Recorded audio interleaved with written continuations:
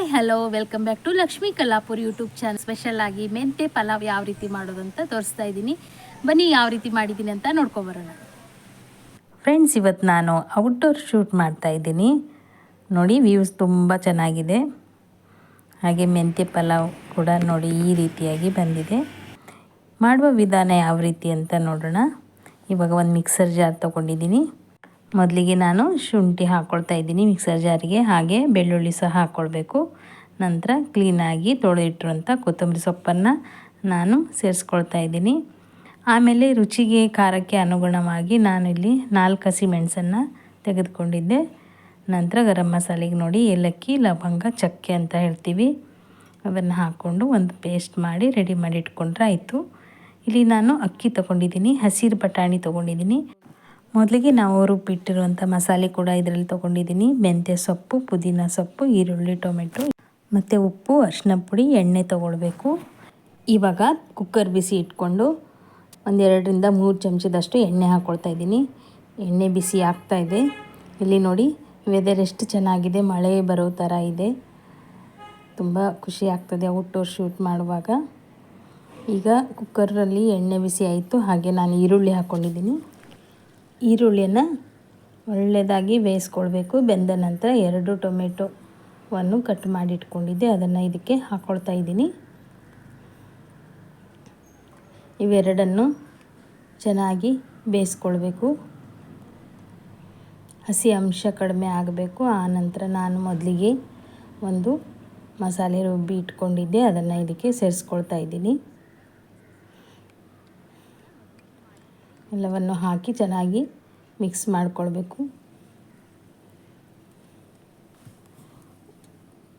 ಇವಾಗ ನೋಡಿ ನೆಕ್ಸ್ಟ್ ನಾನು ಇದಕ್ಕೆ ಅರಿಶಿನ ಪುಡಿ ಹಾಕ್ಕೊಳ್ತೀನಿ. ಆಮೇಲೆ ಪುದೀನ ಸೊಪ್ಪು ಹಾಕ್ಕೊಳ್ಬೇಕು. ಹಾಗೆ ಹಸಿರು ಬಟಾಣಿಯನ್ನು ಹಾಕ್ಕೊಳ್ತಾ ಇದ್ದೀನಿ. ನಾವು ರೆಡಿ ಮಾಡಿಟ್ಟಿರುವಂಥದ್ದು ಎಲ್ಲವನ್ನು ಒಂದೊಂದಾಗಿ ಇದಕ್ಕೆ ಸೇರಿಸ್ಕೊಳ್ತಾ ಹೋಗಬೇಕು.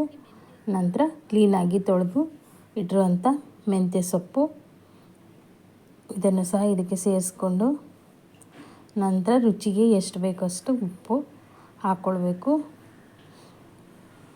ಹಾಕ್ಕೊಂಡು ಎಲ್ಲವನ್ನು ನಾವು ಈ ಒಗ್ಗರಣೆಯಲ್ಲಿ ಚೆನ್ನಾಗಿ ಮಿಕ್ಸ್ ಮಾಡ್ತಾ ಬರಬೇಕು. ಆವಾಗ ಈ ಸೊಪ್ಪೆಲ್ಲ ಕರಗುತ್ತೆ ನೋಡಿ, ಆವಾಗ ತುಂಬ ಟೇಸ್ಟಾಗಿ ಬರುತ್ತೆ. ಇವಾಗ ಯಾರೆಲ್ಲ ಮೆಂತ್ಯ ಸೊಪ್ಪು ಇಷ್ಟಪಡೋದಿಲ್ಲ ನೋಡಿ, ಅವರು ಬೇರೆ ತರಕಾರಿಗಳಾಗಿರ್ಬೋದು, ಪನ್ನೀರ್ ಆಗಿರ್ಬೋದು, ಮಶ್ರೂಮ್ ಆಗಿರ್ಬೋದು, ಇದೇ ರೀತಿಯಾಗಿ ಸೇರಿಸ್ಕೊಂಡು ಪಲಾವ್ ಮಾಡ್ಬೋದು. 1.5 ಗ್ಲಾಸ್ ಅಷ್ಟು ಅಕ್ಕಿ ತೊಗೊಂಡಿದ್ದೀನಿ. ಎಲ್ಲ ಕ್ಲೀನಾಗಿ ಹಾಕಿ ಆಮೇಲೆ ಎಲ್ಲವ ಮಸಾಲೆಯಲ್ಲಿ ಅಕ್ಕಿಯನ್ನು ಮಿಕ್ಸ್ ಮಾಡ್ಕೊಳ್ಬೇಕು. ಮಿಕ್ಸ್ ಮಾಡಿಕೊಂಡು ಒಂದು ಸತಿ ನಾವು ಟೇಸ್ಟ್ ಚೆಕ್ ಮಾಡಬೇಕು, ಉಪ್ಪು ಸರಿ ಇದೆಯಾ ಅಂತ. ನಾವು ಇದರಲ್ಲಿ ಬೇಕಿದ್ದರೆ 1-2 ಸ್ಪೂನ್ ತುಪ್ಪನೂ ಸೇರಿಸ್ಕೊಳ್ಬೋದು. ತುಪ್ಪನ ಹಾಕಲೇಬೇಕಂತಿಲ್ಲ ಫ್ರೆಂಡ್ಸ್, ಬೇಕಿದ್ದರೆ ಹಾಕ್ಕೊಳ್ಬೋದು. ನಾನಿವತ್ತು ಎಣ್ಣೆಲೇ ಮಾಡಿರೋದು. ಇದನ್ನು ತುಂಬ ರುಚಿಯಾಗಿ ಬಂದಿತ್ತು. ನೀವು ಹಾಗೂ ಮಾಡ್ಬೋದು.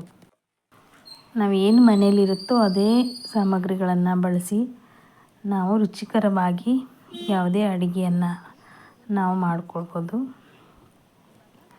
ಇವಾಗ 1.5 ಕಪ್ ಅಕ್ಕಿಗೆ ನಾನು 3 ಗ್ಲಾಸಷ್ಟು ನೀರು ಸೇರಿಸ್ಕೊಳ್ತಾ ಇದ್ದೀನಿ. ಆವಾಗ ಸರಿಯಾದ ಪ್ರಮಾಣದಲ್ಲಿ ನಮಗೆ ಅನ್ನ ಚೆನ್ನಾಗಿ ಬರುತ್ತೆ ಉದುದ್ರಾಗಿ. ಈ ಗ್ಲಾಸಿಂದ ನಾನು 1.5 ಗ್ಲಾಸ್ ಹಾಕಿದ್ದೆ ಅಕ್ಕಿಯನ್ನು. ಇವಾಗ 3 ಗ್ಲಾಸ್ ನೀರನ್ನು ಹಾಕಿದ್ದೀನಿ. ಎಲ್ಲವನ್ನು ಚೆನ್ನಾಗಿ ಮಿಕ್ಸ್ ಮಾಡಿಕೊಂಡು ಈಗ ಕುಕ್ಕರ್ ಮುಚ್ಚಳ ಮುಚ್ಚಿ 2 ವಿಷಲ್ ಕೂಗಿಸಿದರೆ ಆಯಿತು. ಮುಂದೆ ನಾನು ಇನ್ನೂ ಒಳ್ಳೊಳ್ಳೆ ರೆಸಿಪಿನ ಈ ವಿಡಿಯೋದಲ್ಲಿ ಶೇರ್ ಮಾಡ್ತಾ ಇರ್ತೀನಿ ಫ್ರೆಂಡ್ಸ್. ಎಲ್ಲರೂ ನನಗೆ ಸಪೋರ್ಟ್ ಮಾಡ್ತೀರಾ ಅಂತ ಅಂದ್ಕೊಂಡಿದ್ದೀನಿ. ಮಕ್ಕಳಿಂದ ಹಿಡಿದು ದೊಡ್ಡೋರವರೆಗೂ ತುಂಬ ಇಷ್ಟಪಟ್ಕೊಂಡು ಊಟ ಮಾಡ್ತಾರೆ. ನೋಡಿ ಎಷ್ಟು ಚೆನ್ನಾಗಿ ಬಂದಿದೆ.